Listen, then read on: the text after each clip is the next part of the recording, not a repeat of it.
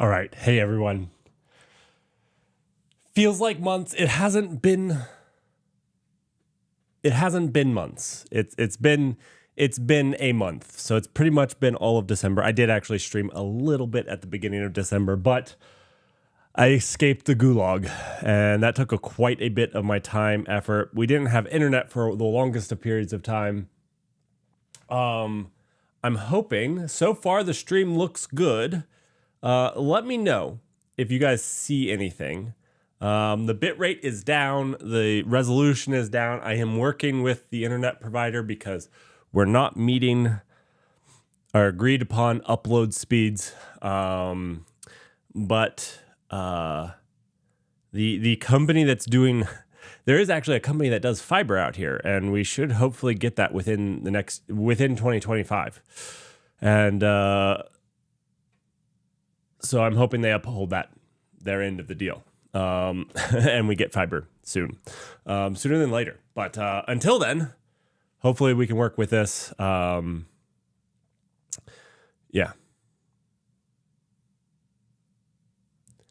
It's not a purple light. It's the stupid day star. And there's a window. I'm not accustomed to a window. I tried to cover it up as much as I could. If Twitch would like to sponsor the tech news, they're more than welcome to. I will let them do that. It's supposed to be blue. Windows dev confirmed.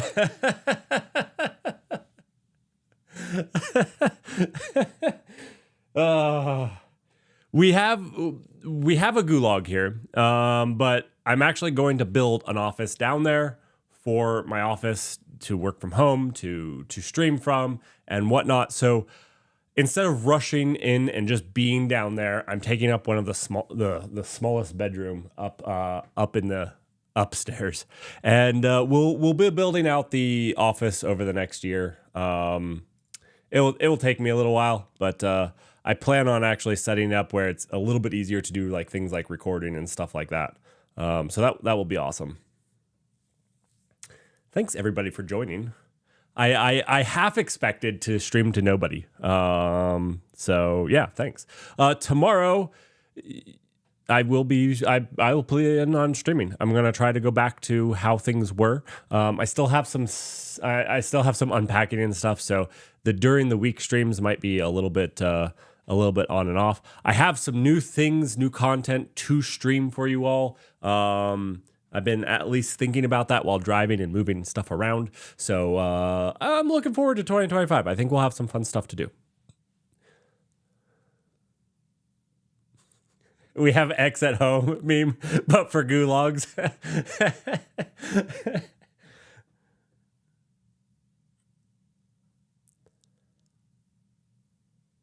It's all right, boy X. I got you. Again. Thanks everybody for joining. Let's jump into the news. We don't have a whole lot. I wanted to, one, between Christmas and New Year's, there's not a whole lot. We're going to review a little bit of stuff that was that we missed, and probably you guys didn't miss, but we're going to cover that. And yeah, so let me open up one last thing that I forgot to bring up. And yeah, cool. All right. By now, you've probably heard. I did not want to play that video. I just wanted to talk about it. All right, let's talk about security. And there's a couple things. One thing that I've been keeping you all up to date on, and there have been new revisions on it. And I actually think that GitHub's blog explains it pretty well. So if you guys don't know, the CRA, or the Europeans Cyber Resilience Act, is a big deal that's coming to the world. And it has passed litigation at this point. And now there's two things. First of all, I'm not a lawyer. Okay. First of all, I'm not a lawyer. Nothing of this is legal advice. Hopefully, I will talk to some people from the Open UK again on this to get their thoughts on it, and I'll bring that to you guys directly. But there has been some progress in the litigation, and there's been a little bit of clarity. Now, one thing that we have to remember is that the real clarity comes in the courts, how the courts actually, rule in these things. So some of the clarity has to come later, but there was some clarity provided in the law, especially.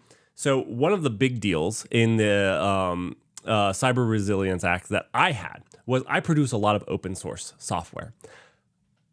And I make some ad revenue because I do like the database, and there's I made like $10 of ad revenue on the database series.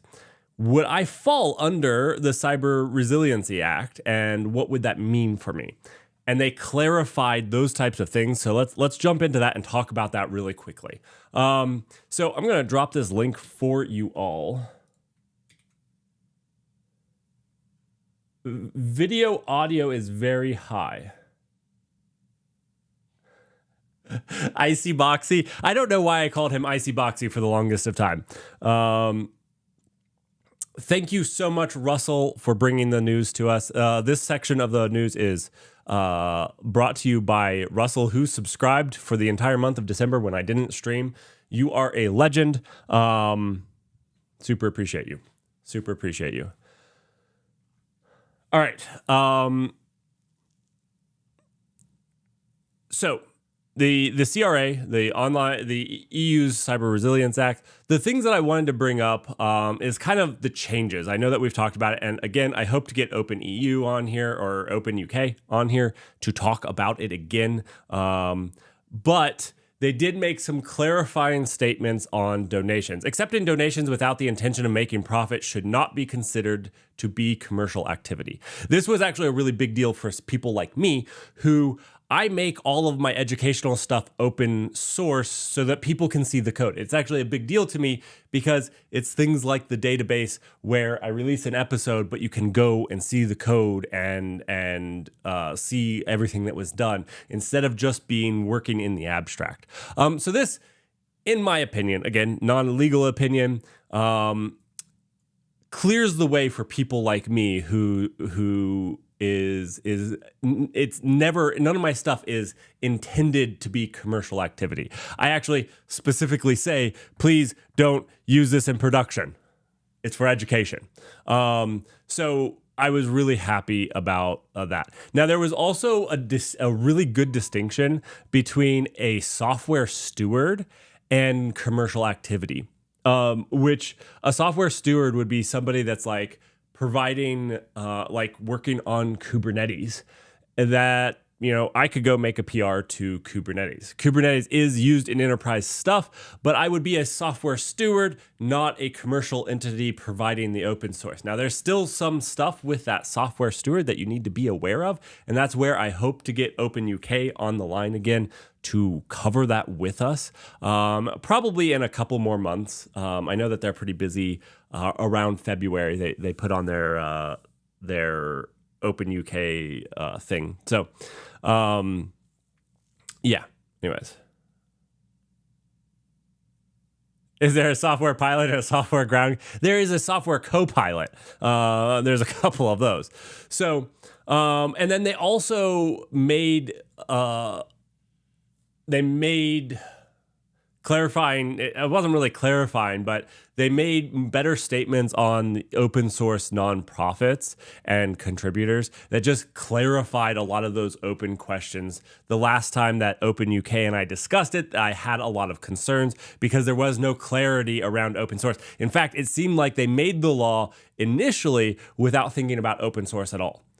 Which they kind of did because they hadn't thought about it regulating open source at all. But open source is such a key thing to enterprise software, it became a kind of mess. So I really appreciated these, and I thought that it's a really good step. It's a really good step in the right direction, in my opinion, so far. Like I said, I really do want to see somebody with more expert opinion on this from Open UK give their opinion on it. So we'll see if I can't get them in a couple of months.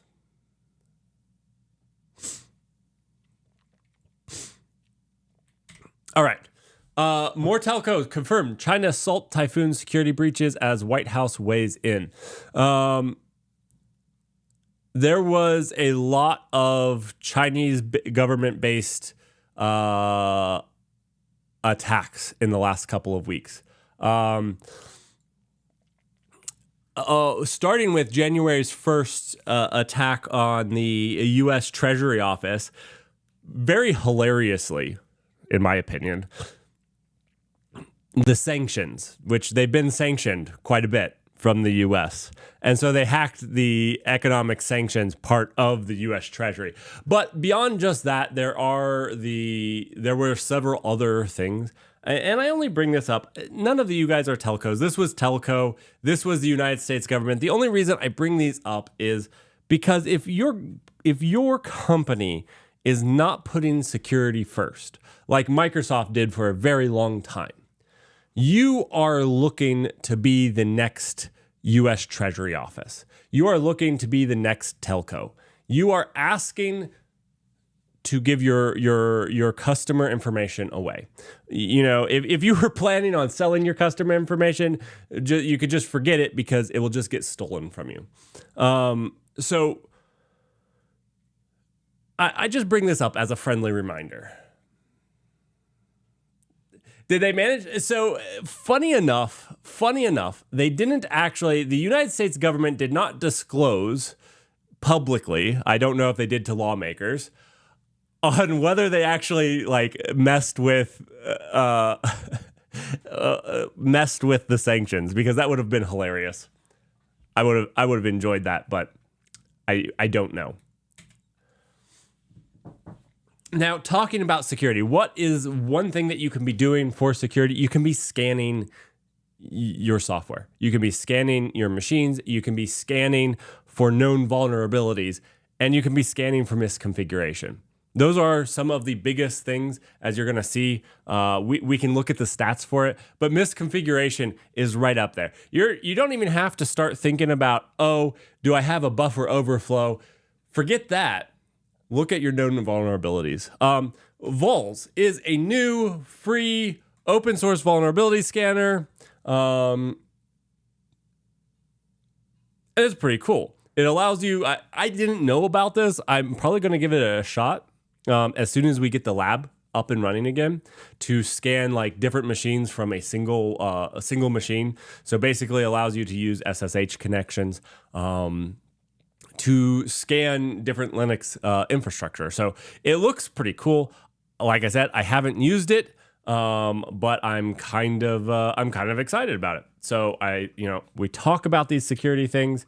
Here is, it's called the Daystar. It's not a stupid intake. It is actually super blinding, isn't it? It's snowing too, which is causing there's a reflection off the ground. And look, I got this all set up yesterday. I don't have a heavy curtain. I need like a blackout curtain. I don't have that. That's a little bit better. I got a lightweight curtain up top, but the problem is then it snowed overnight, and because it snowed, it's actually now reflecting up off the ground. So the bottom half is now just blinding me. So yeah, interrogation light. Okay, that was a little bit painful. All right. So anyways, I was super excited to see this. Again, haven't used it. But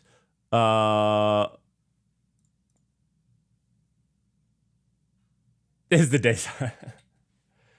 Yeah, Russell, if you try it out, community, if you try it out, let me know in the Discord how you like it. I'm going to give it a shot. Like I said, I don't know, but these are the types of things I want to be bringing you in the security news. Let's not just talk about the hacks. Let's talk about the things that are developing to help us secure our infrastructure.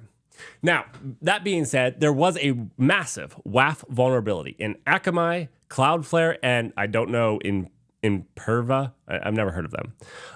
That affected 40% of Fortune 100 companies and something like 50% of Fortune 1000 companies. Now, What was this? What was this? Misconfiguration. This was a possible DDoS attack that was created by misconfiguration of WAFs. Now, this specifically had to do with WAFs that provide content delivery as well. So, with Akamai and Cloudflare, you can do your CDN and WAF, and they're kind of bundled together. They kind of do the same thing so that you get that really, really fast content delivery because it's right at your firewall. Well, this could be misconfigured easily, is what it turns out. And that's what happened here. So look for tools like vols. Look for tools that scan your machines, scan configuration, and scan your packaged software for known vulnerabilities. This is going to be probably the lowest hanging fruit that you can do and the simplest thing to do. Now, one thing that I want to stress when you do that, just because you find the vulnerabilities doesn't mean they're fixed. So this is where continuous delivery comes into mind. You need to make sure you have things in place where patching those systems are easy and quick, at least generally. Because if you can't do that, then it doesn't matter if you know you have a vulnerability. Microsoft, I thought you were doing better this year. Researchers cracked Microsoft Azure multi-factor authentication in an hour. Shame on you. Absolutely shame on you. That should not happen.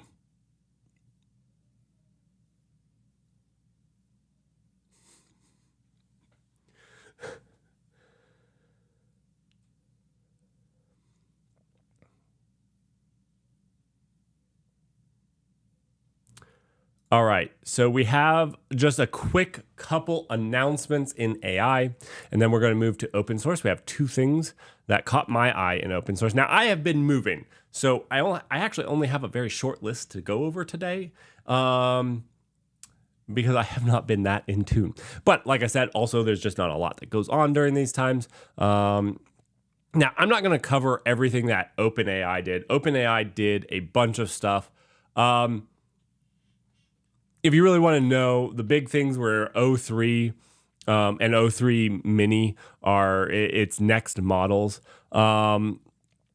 They came out with a $200 plan that you can join. I have not seen that really be any different than what you can get without paying $200. So I watched some people that used it. I'm tempted for the Twitch to do it.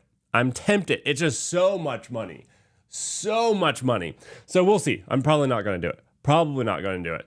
Very tempted, though, to see. So anyways, that was the big news from OpenAI. They also released Sora, so we're going to give Sora a try, see if we can't make any infographics for some videos using Sora. So we'll give it a try and see if it's nearly as good as they like to claim it to be.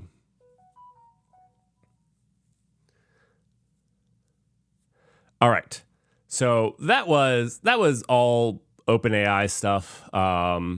There was a little bit of drama after causing outrage at their first day of Y Combinator. The AI code editor Pearl AI lands $1 million in seed. Basically, there's a lot of code editors. There's a lot. I don't understand. Y Combinator has backed a bunch of AI code editors from the Void editor to Codium to the one we tested, which I don't know why, Cursor. And Pearl AI, the reason it landed in hot water is it looked to be pretty much just the same stuff, like hands down. It looked to be the same, just the same. Now, supposedly, they made a pretty big pivot in the process. So we'll have to see what changed. And the last thing in the AI, I don't have a good. Let's look this up. GitHub Copilot free. There is, if you're wanting Copilot access and if you haven't done open source, so I like to be upfront and honest. I actually haven't paid for Copilot, but my open source contributions have qualified me for a free license, like the full free license. But now if you're looking for Copilot and you wanted to try using it, but you didn't want to pay the $20 a month, there is now a Copilot free with the Visual Studio Code that you don't have to pay for. So though there's a couple limitations. It's Visual Studio only.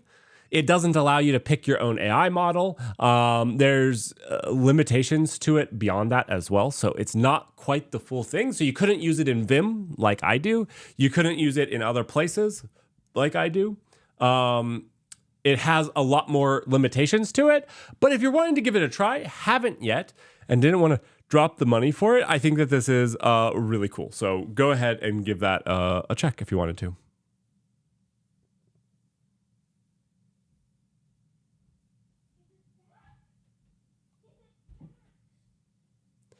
Yeah, I would also not trust it Copilot's going to train on your code, probably even if you paid for it. Just saying. You know how we can fight back? Just all start writing horrible, horrible code. Yeah. Just...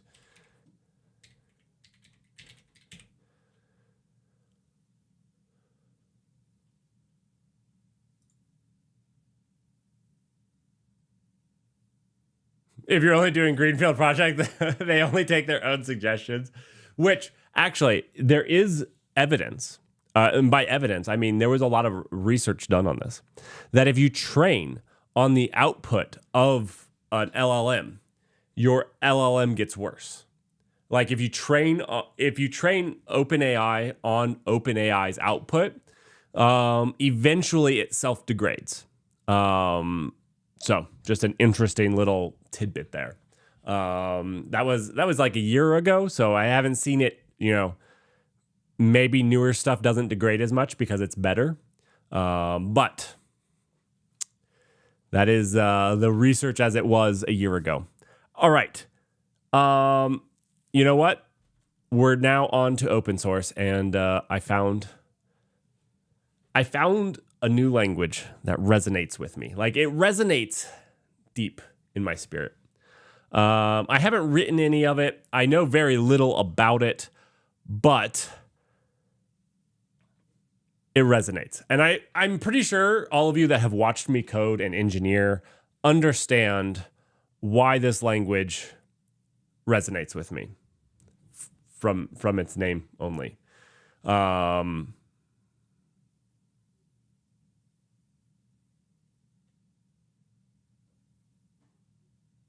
Yeah, Clojure. You guys know how good I met Clojure. Yeah, Clojure is not my cup of tea. I find Clojure to be really easy or really hard to read. That's like my biggest thing. I do struggle with reading Clojure, Perl Jam. All of those are difficult to read. Moving on though to something really real. A DiceDB. If you guys have been following DiceDB, I don't know if you do or not. It's now open source.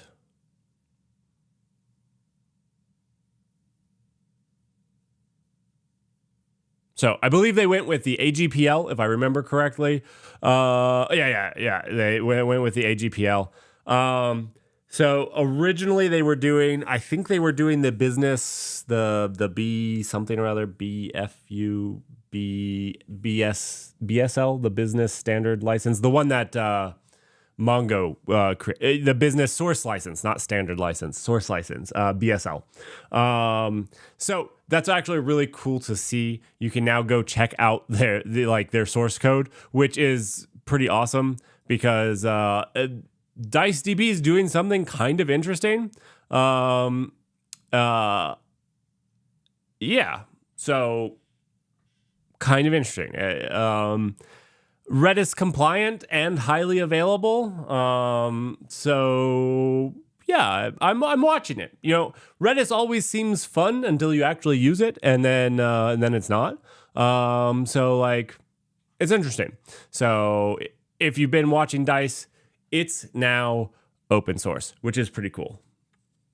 Redis is not fun at all. Right. I understand. this statement. Redis is not fun at all. So when I see something that's like this, I'm like, oh, maybe we'll get a fun Redis. And that would be cool. Talking about our open source databases, Tersero is introducing Limbo. I'm actually really excited about Limbo, and I might even try to help out with Limbo just a little bit. It's not the dark horse, it's the dark cat of databases. They originally, Tersero wrote libsql, which was an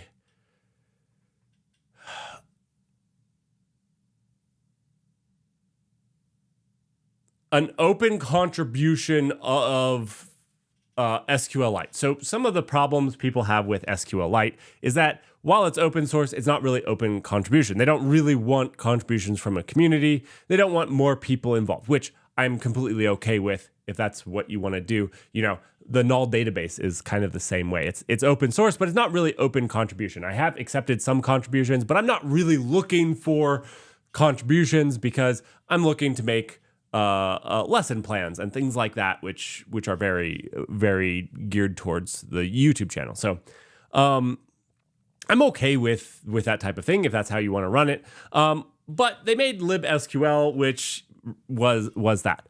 But and libsql has actually done some really cool stuff that I didn't even realize, which I knew they had done native replication, but they've done a vector search on libsql.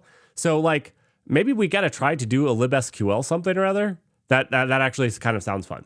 But what's fun about Limbo is a rewrite of SQLite. So an embedded database with replication and that type of stuff made more modular and written in Rust. I'm actually really excited about it because this will be like the first, there's a couple databases written in Rust. This will be the first embedded one that I see done this way. And the reason I'm always interested in this is because databases is one of those ones where I probably would favor something like Zig because you get into these weird, interesting things, and the handrails in place by Rust seem like they might be difficult to do. And either you would write a lot of unsafe Rust or you would write a lot slower code. And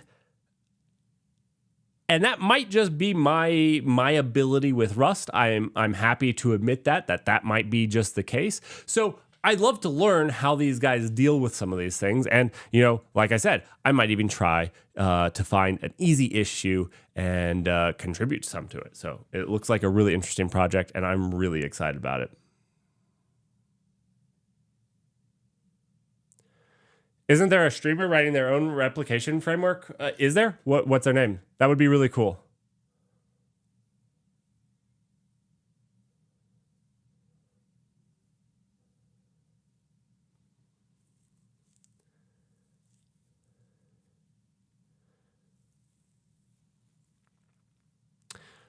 Are they doing replication? Are they doing like, I feel like we actually rated a guy doing replication of SQLite. I actually feel like we rated that guy. And the only thing that I have to say is they were not worried about consensus. So while you had replication, you could still lose data, which is fine. You could say a little better than your standard. Man, this room is way too bright, isn't it? Stupid sun. Okay, I'll fix that for tomorrow, hopefully. I need to find like a blackout curtain. Okay, we'll fix that though.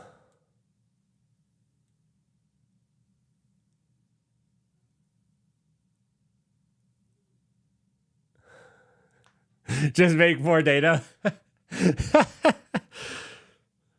Okay. Mr. Halsey. Mr. Halsey. Cool. Well, we'll have to rate him again and see how that's going. Remind me of that. All right. Let's talk about clouds. AWS really didn't have a whole lot. We did get to cover, my last news stream did cover a lot of what came out with reInvent. I haven't had the time to dig through any more reInvent stuff to see if there was interesting things.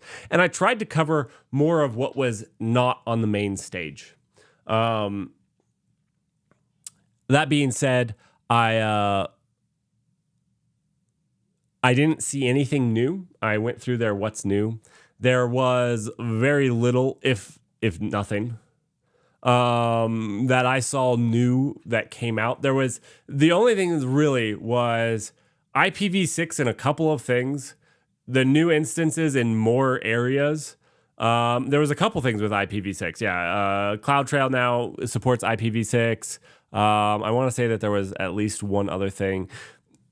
In general, some very minor stuff that's going to be very specific to very specific people, and not a big deal. Now, they did start charging for IPv4 load balancers, so I believe that, you know, this is a lot of that push, is they're trying to make it so that everyone doesn't, like, there is no excuse not to use IPv6 in AWS. But then some instances and stuff like that. Again, different instances, different regions. Nothing groundbreaking for the most part. GCP, also nothing really. There's Windows Server, which right now I'm hating Windows. They are really bright. I hate Windows. But Windows Server, I not really use, so don't really know. Yeah. Don't really know. It got 2025 now. Good luck. The only other thing was this Google Agent Spaces here. You unlock enterprise expertise for employees with agents that bring together Gemini's advanced reasoning, Google quality search, and enterprise data, regardless of where it's hosted. I don't really know what that word salad means. I haven't gotten to try it, and I haven't gotten the chance to read through it. I'm guessing it's AI agents of some type, and it's going to make your employees highly productive by helping them accomplish complex tasks. Now, I have actually been testing out AI agents. I have not found AI agents to be that good, but we'll continue testing out AI agents, and in the next AI games, we're actually going to test out specific AI agents. I'm going to try to build a framework for it, but we'll see. And then Microsoft Azure had just a couple of things. They have, I'm going to remind you guys of this again. I saw it and I know I brought it up, but they are retiring TLS 1.0 and 1.1 by March of 2025. That's getting here soon. So if you're using any of those, you got to move off. You got to get moving. All right. You have to be on 1.2. And really, you should be on 1.3 while you're at it. Just go to 1.3.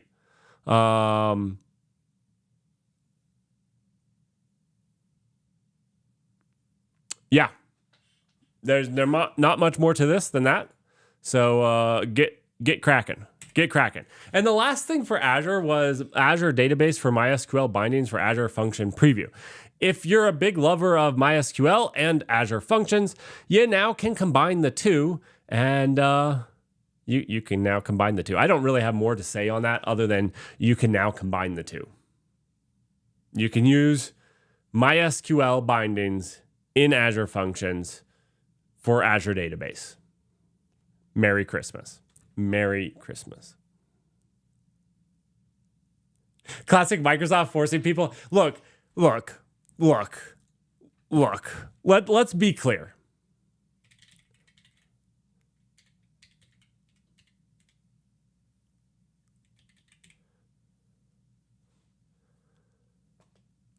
You are using a almost 30-year-old spec. Okay?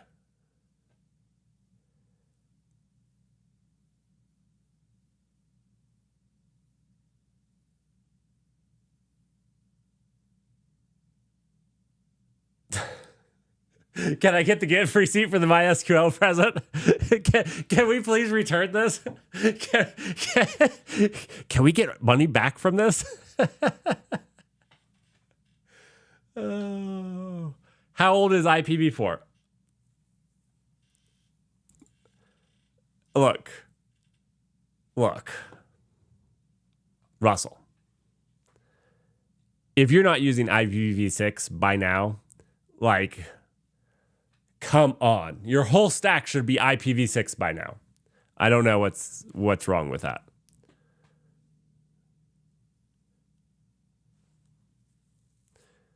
Also, you're talking about something that doesn't change versus something that does change. I do want to be clear because I think people get those things a little bit mixed up. Something like the C language or C++, C and C++ are very different today than they were in 1995. C less so, much less so, but a lot of languages evolve. C++ 2024 is a completely different language than C++ 1999. Completely. The same with Rust. The same with Go.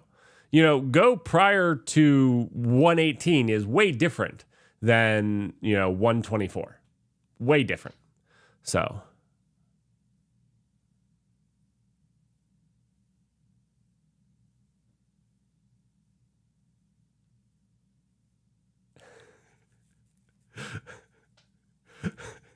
If, like the rest of the world, you aren't using IPv6, you are in the majority. So I set up my network, but I haven't set up the null cloud. But I did make one change to the null cloud's network. It is now IPv6. I'm going to try it. I'm going to try to the machines that host and do all of that. I'm going to try to route it all IPv6. I don't know how bad of a decision this is, and maybe we stop doing it, but it's all IPv6. So, if I come on crying one of these days, you will know why.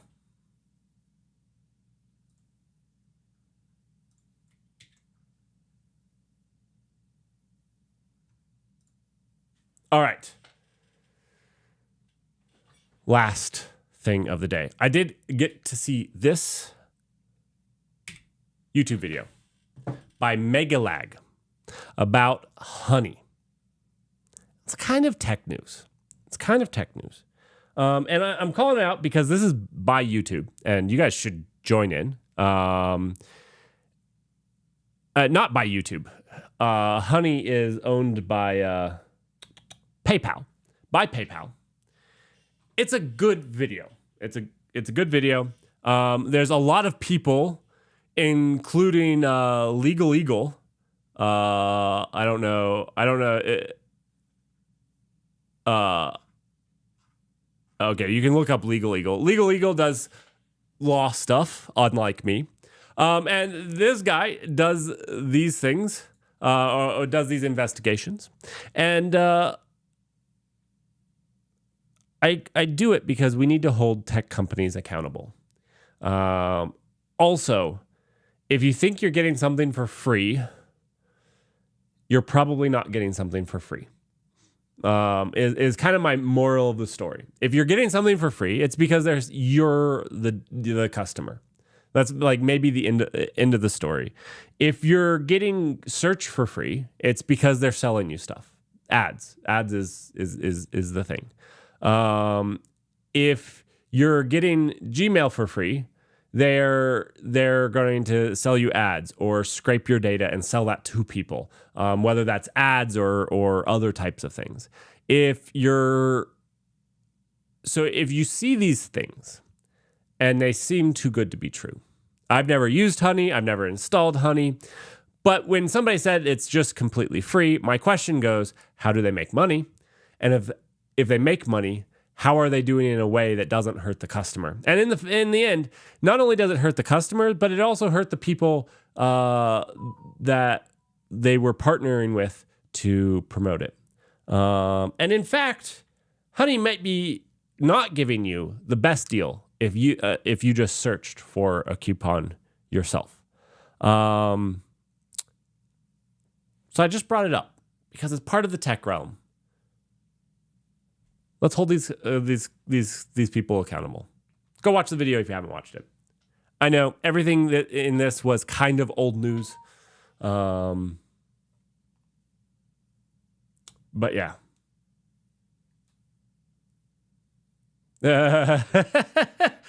Look. I'm not going to say anything about Mr. Beast. But I heard he does stuff with Logan Paul. I know that you couldn't pay me enough money to do stuff with Logan Paul. And that's my personal opinion. So there we go. But there's a lot of people that got caught up by it. It's not just Mr. Beast that promoted Honey. Well, we could talk about Linus Tech Tips. We could talk, I don't know your guys' opinion about them. I'm just naming names that I do know. Now, actually, probably poorly on Linus Tech Tips. And this is a hard part. Maybe Linus Tech Tips was under some NDA or something. I don't know. Linus Tech Tips should have brought this up because Linus Tech Tips actually broke off their agreement with them because of the practices of Honey, and I wish that they had then called it out. They decided to stop working with them. So yeah.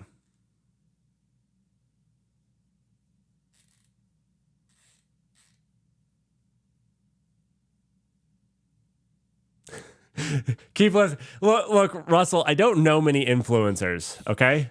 I think DevOps Directive and Raw Code are the only two influencers I know. I was just trying to come up with popular ones.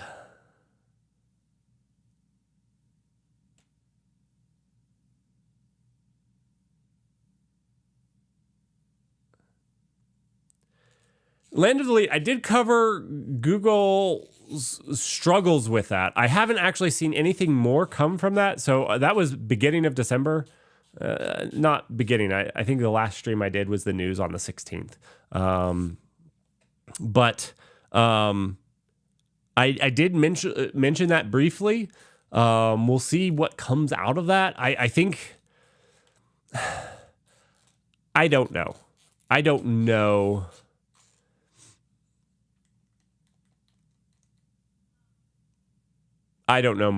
my feelings on that. Okay, trying to get Russell's top 10. Mr. Beast, Logan Paul, Linus Tech Tips.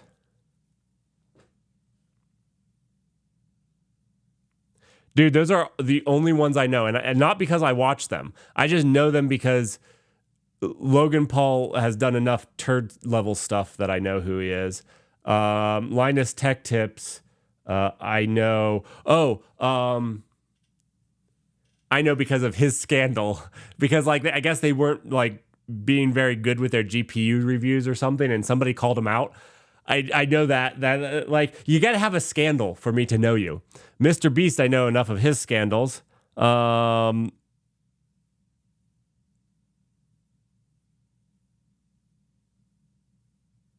you go. Mega Lag, I know him because he covered a scandal. So, anyways, not the best source. Unbox Therapy. I don't know what that is. Unbox Therapy. Do they just open boxes?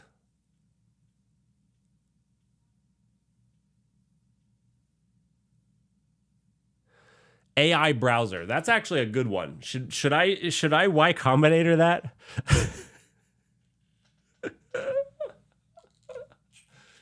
Oh, it hurts me with the AI stuff because I actually think, and I have actually worked on I have some videos to record. I've actually put together my thoughts on those videos, and one of them is the results of the AI games. And I actually think these last AI games, we bordered on they're getting usable, but not revolutionary. It's like if anybody programmed in 2005, which I did not. I was not programming in 2005. I could barely, hold a screwdriver. But I actually did use a computer that was like pre that with Visual Studio, like the real Visual Studio 2005 edition. That's what I learned to use in later. And there was no IntelliSense. And for me, IntelliSense is a huge boon, a huge productivity. And I think AI is getting to the point where it's making me maybe a little bit more productive. I say maybe because it still does really dented stuff. Like IntelliSense never did really dented stuff, whereas the AI stuff still does really dented stuff and sometimes really wonky stuff that takes time away. And so it's really hard to calculate, but I do think it's at the point where maybe it's a net positive at this point, which is like the first time in 3 years of me testing it that I felt that way. And there are some really interesting takes from that. So I'm going to work on those videos a lot this weekend, and hopefully get those out all in January. I have the next database one done and the next and the AI review done. So I'm going to get those two out, and then I have a funny video that I'm going to try to record in February. So yeah. Anyways, that's pretty much it. How was the stream? Did it come through okay? Did we didn't drop any frames. I'm gonna try tomorrow playing with the bitrate because I have that bitrate crunched down. It's pretty crunched. So I'm gonna try to up it a little bit. My internet provider has been iffy on the upload speed. It's been really unstable, is I guess the better word of it. Sometimes it's completely fine, and sometimes it's just not. And the download's been fine, but that doesn't affect me for streaming, so. All right. Well, I'm going to get going. Thanks, everybody. Tomorrow we'll play around with the stream a little bit. We're going to get back into some stuff. I'm going to also go over some of my plans. One of the things that I've wanted to do is do more bites where I do little segments of things. And so I have some ideas that I want to talk over with you guys to see which ones you're most interested in, of things that I can do that are faster and easier content. Because like doing a database one requires a lot because I got to now get a video out. So now my next stream on the database is kind of waiting for me to get a video out. Actually 2 videos. I'm behind on the videos.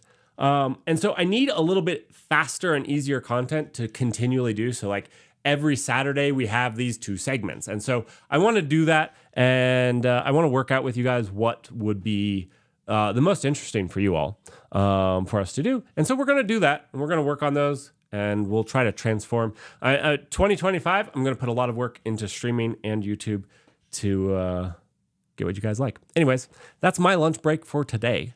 I hope that you guys are having a fantastic weekend. And thanks so much, everyone, for joining. It was really awesome to have you all out here. And I'll see you guys tomorrow. Don't miss it. You don't want to miss it.